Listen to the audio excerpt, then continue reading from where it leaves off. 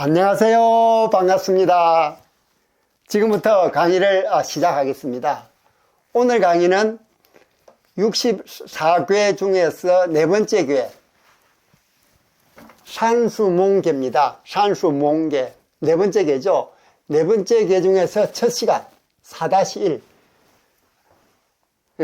네 번째 궤 산수몽 중에 첫 번째 시간입니다.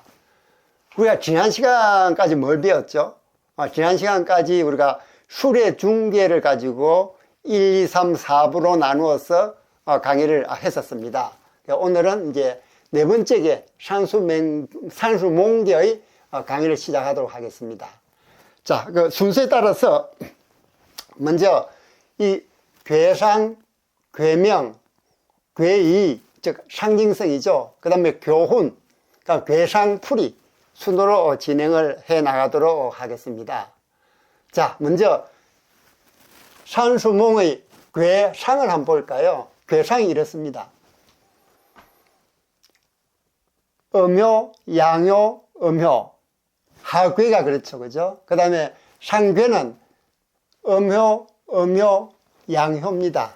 그래서 우리가 음효니까 초6, 양효니까 9를 붙여서 9-2, 음효니까 6이니까 6-3, 그 다음에 음효니까 6-4, 그 다음에 음효니까 6-5, 그 다음에 이건 양효니까 3-9.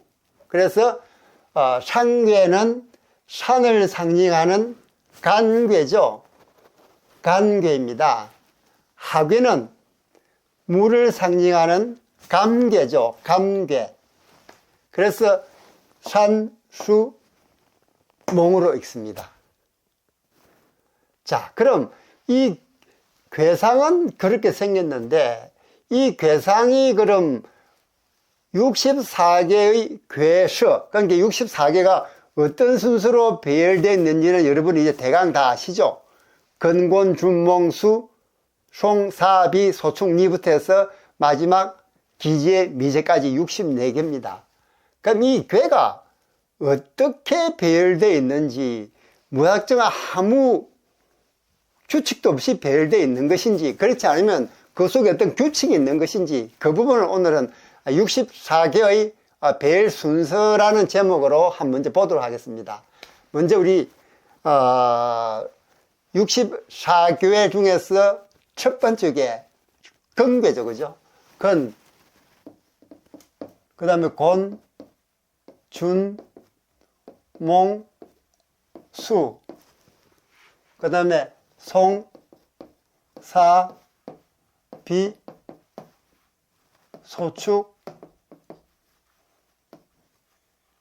리, 근, 곤, 준, 몽, 수, 송, 사, 비, 소축, 리입니다.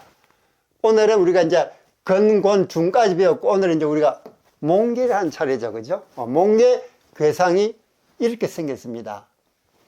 산, 수, 몽. 자, 그럼 우리가 지난 시간에 중궤를 배웠죠, 중궤.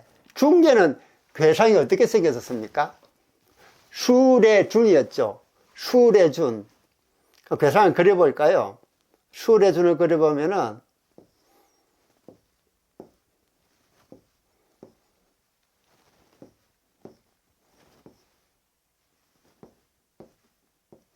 이렇게 생겼죠. 상궤가 물을 상징하는 감궤, 그렇죠? 그 다음에 하궤가 우레를 상징하는 진궤였습니다. 이게 상궤가 물을 상징하는 감궤, 이거였죠, 결국, 그죠? 감궤였습니다. 물을 상징하는 감궤. 그 다음, 하궤는 우레를 상징하는 진궤였죠, 진궤. 우레를 상징하는 데였습니다.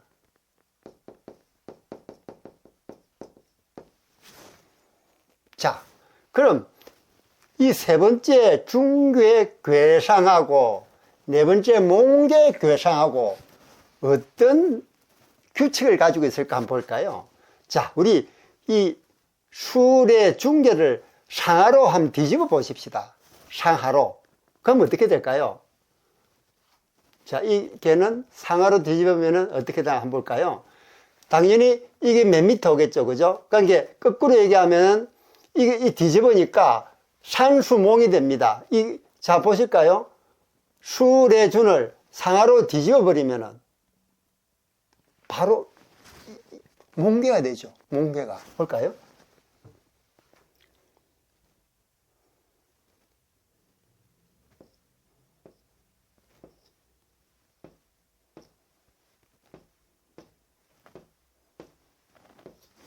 자, 이게 중개였습니다.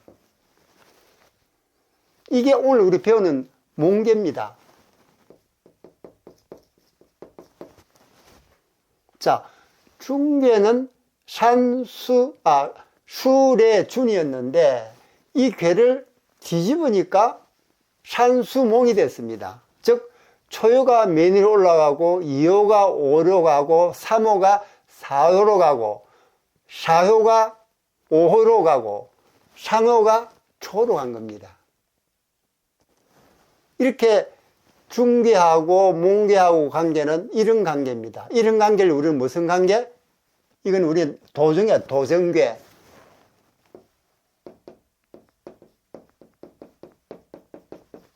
도정괴랍니다. 왜? 거꾸로 됐다는 얘기죠. 그 다음, 그럼 주몽만 그렇느냐? 그럼 우리 이미 배운 건곤을 한번 볼까요? 건괴하고 곤괴를 한번 보겠습니다. 자, 먼저 건괴가 어떻게 됐죠?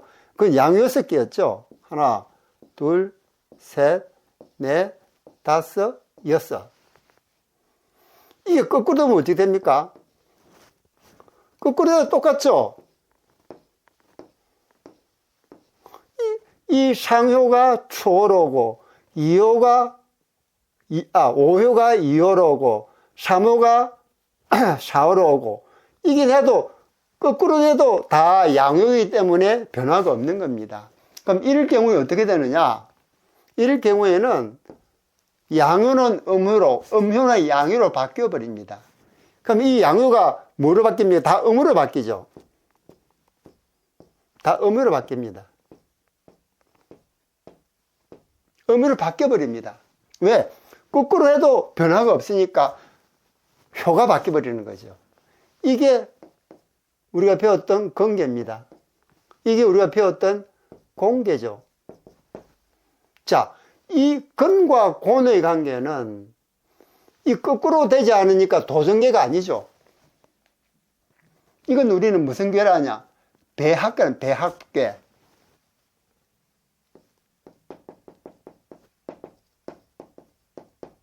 배합계라 합니다. 이거는 도정계, 이건 배합계. 자, 그럼 건곤, 준몽계 이 4개만 그러느냐? 아니란 얘기죠. 이 64개의 배열이 다 이런 순서로 되어 있다는 겁니다. 우리 다음에 배울 이제 수교하고 송계도 보면은 이 도정계로 이루어져 있고, 사비도 마찬가지, 소충리도 마찬가지, 다 이렇게 도정계, 도전되지 않는, 즉 거꾸로 되지 않는 괴만 배합계로 바뀝니다. 그럼 총 64개 중에서 배합계가 8개 있습니다. 그리고 도정계가 28쌍이 있죠.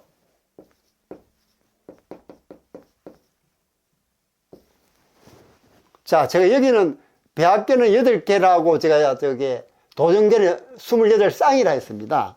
그렇게 한 이유는 이 배합계는 하나가 독립된 궤죠. 왜? 변하지가 않으니까 거꾸로 해도. 그렇지만 이 도정괴 같은 경우에는 변해버리니까 두 개가 한 쌍이 돼버립니다. 그래서 28 더하기 8 하면은 36이 되죠. 그 다음에 28 쌍이니까 28 쌍 곱하기 2 하면 56이죠. 56 더하기 8 하면 64가 됩니다. 그래서 64괴가 되고, 그 다음에 36궁이 되는 겁니다. 그래서 36궁은 또 나중에 저희들이 배우겠습니다만, 일단 건곤, 준몽수, 송, 사비, 소충리로부터 시작된 64개의 괴 배열 순서는 도정계 아니면은 배합계로 이루어져 있다 라는 부분들을 여러분이 알고 64개 순서를 배우시면 좀 더 수월하게 배울 수 있을 것입니다. 그래서 도전계는 28쌍, 배합계는 8개로 되어 있다. 더하니까 36. 36은 나중에 36궁을 우리 배웁니다. 36궁. 그 다음에 28쌍이니까 곱하기 1을 하면 56. 그 다음에 8. 더하면은 64궤가 되죠. 64궤가 되는 겁니다. 자, 이렇게 우리가 64궤의 배열 순서는 여기서 보는 바와 같이 그냥 무조건 나열된 게 아니고 그 쌍을 이루어서 도전계는 쌍을 이루고 도전되지 않는 것, 즉 거꾸로 되지 않는 이런 궤들만 배합계가 되어 가지고 64개의 순서가 정해지고 있다 하는 부분을 여러분들이 여기서 알아두시면 여러분들이 64궤의 배열 순서를 외우실 때 많은 참고가 될 것이라고 생각이 듭니다. 그래서 오늘은 64궤의 배열 순서를 우리가 배웠습니다.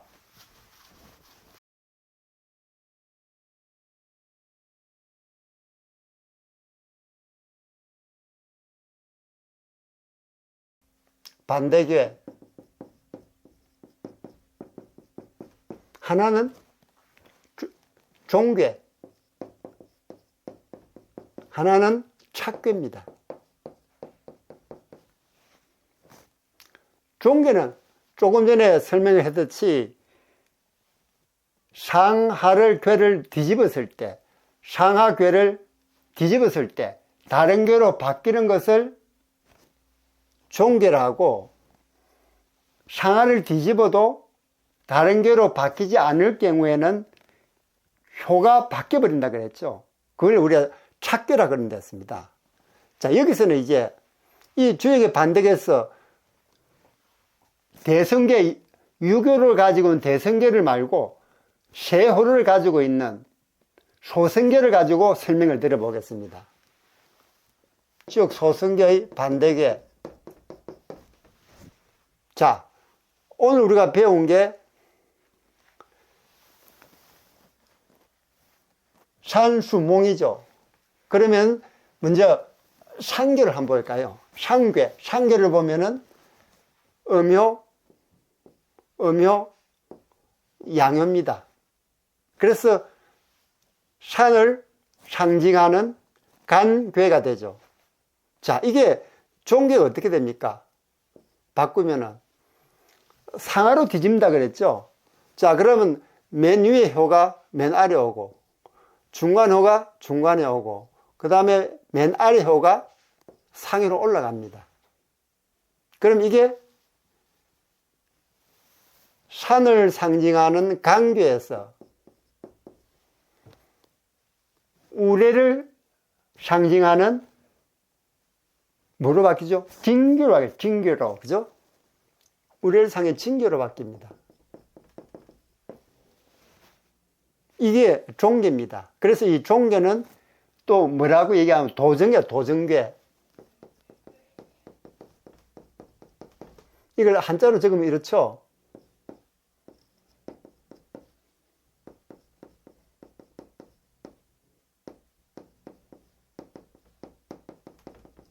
이렇게 도정괴를 합니다. 즉 상하로 뒤집었을 때 다른 괴로 바뀌는 걸 얘기합니다. 그 다음에 이 착괴는 상하로 뒤집어도 변하지 않는 괴를 말하죠. 자, 우리가 산수몽 같은 경우에 하괴를 볼까요? 하괴를 보면은 이게 물을 상징하는 감괴입니다. 감괴, 그죠? 자, 그럼 관계를 한번 볼까요? 자, 이게 감괴죠. 물을 상징하는 감괴입니다. 자, 이걸 상하로 뒤집었더니 어떻게 됩니까? 똑같아지죠. 이게 물을 상징하는 감괴인데 상하로 뒤집어도 사묘가 초로 오고 이호가 이로 가고 상효로 가도 똑같은 관계입니다. 뒤집어질 수가 없죠. 뒤집어도 효과가 안 나타나는 겁니다. 이럴 경우에는 어떻게 되냐 그러면 효가 바뀌어버린다 그랬죠. 이러면 효가 바뀌어버려요. 양효는 음효로, 음효는 양효로 바뀝니다. 자, 그럼 이게 양효죠. 그러면 이거는 음효로 바뀌죠. 음효는 양효로 바뀝니다.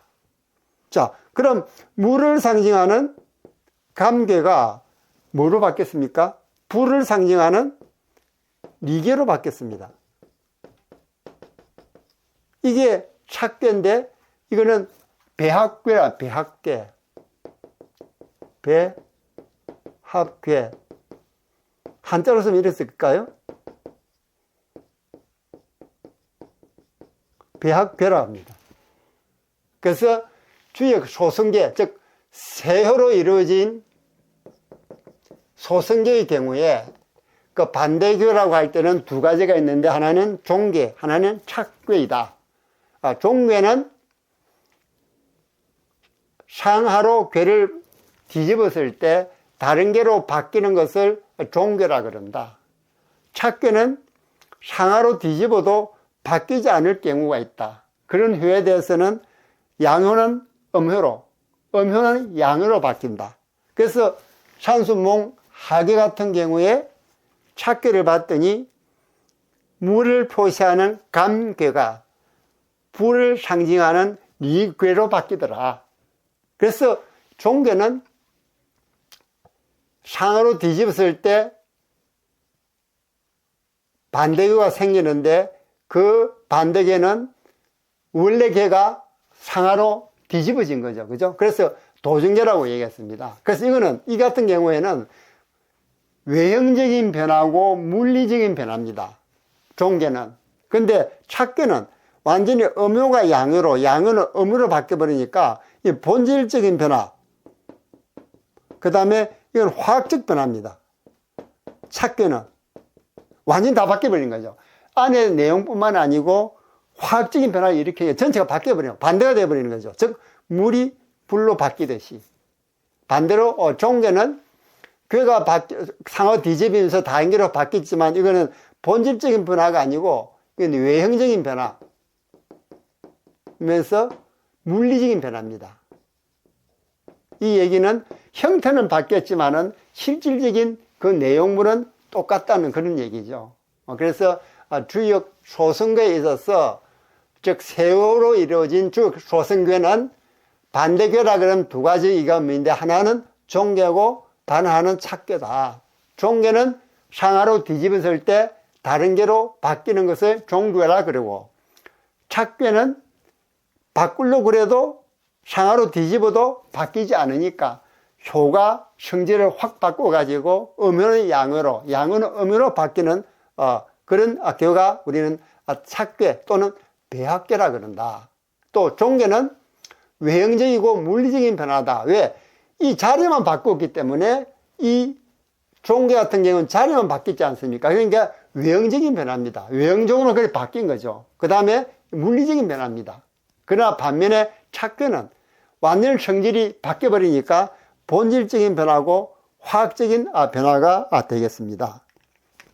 이상 주역 소승계의 세효에 대해서 그 반대의 개념을 이렇게 설명을 드렸습니다. 이 설명을 드린 이유는 우리가 6호로 이루어진 대성괴가 64개 순서에서 어떻게 배열되는가를 보면서 더불어서 관련된 주역 소승계를 설명을 드린 것입니다.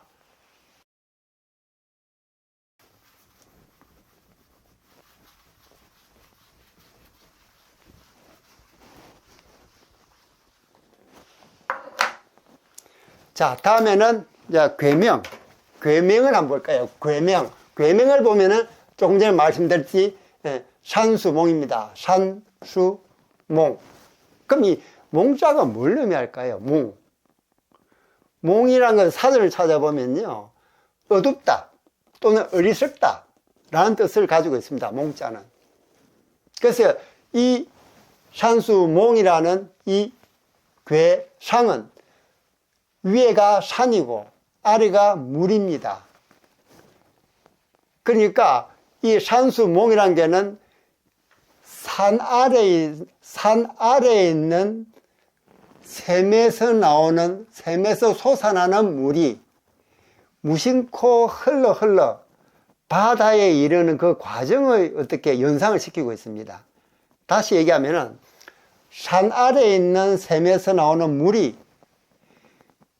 길고 험한 과정을 거쳐서, 즉 겨울을 지나고 강을 지나고 그 다음에 바다에 이르는 그 험난한 과정을 거쳐서 비로소 목적지인 바다에 이르는데, 그 험난한 과정이 바로 배움의 과정이다 라는 걸 이 산수몽은 우리에게 알려주고 있는 것입니다. 그만큼 배움의 과정이란 것은 길고도 험한 과정이다 하는 부분을 우리에게 알려주고 있는 것이죠.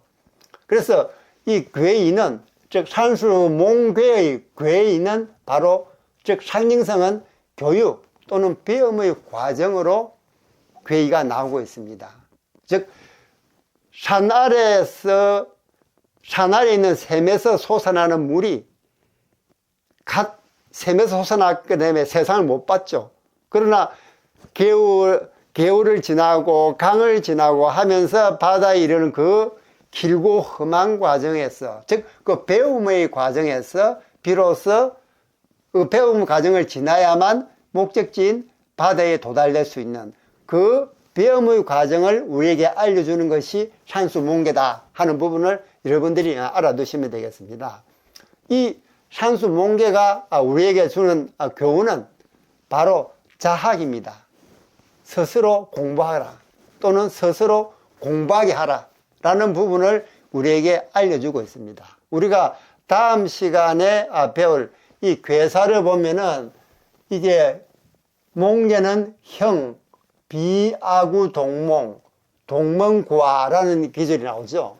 이게 무슨 뜻이냐 그러면은 내가, 즉 선생이 학생을 구하는 것이 아니고 학생이 나를 구한다. 즉 선생을 구해야 된다. 즉 선생이 학생에게 공부하라고 가르친 것이 아니라 학생이 선생님한테 공부를 가르쳐 주십시오 라고 해야지 길하다, 형통하다 하는 부분을 여기 괴사에서도 말하고 주고 있는 것처럼 이 교훈이, 즉 산수몽괴의 교훈이 우리에게 주는 바는 스스로 공부하게 하라 하는 부분입니다.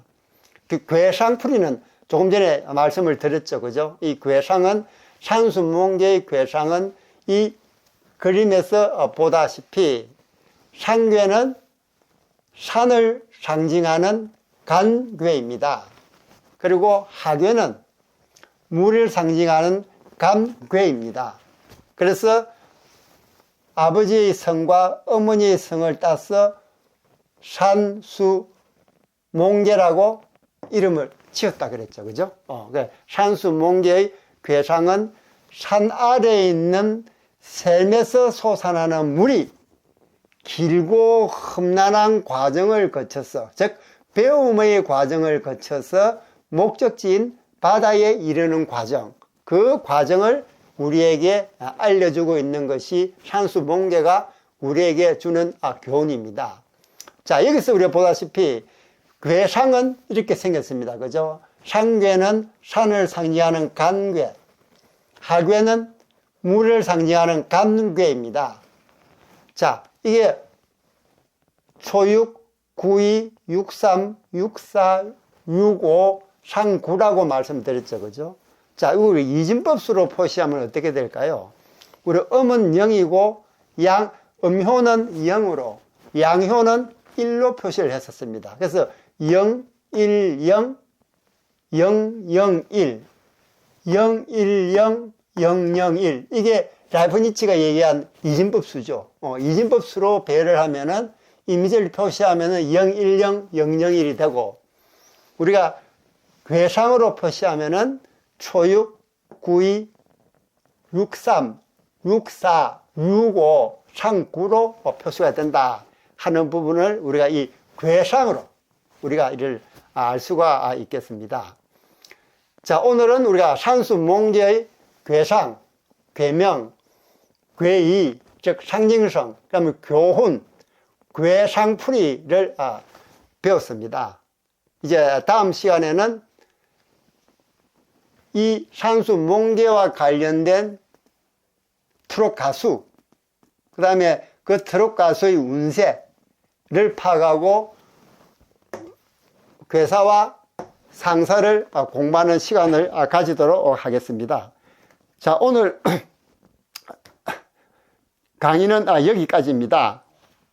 여기까지고, 그 다음에 우리가 이제 산수 몽개의 첫 번째 시간을 가졌으니까요.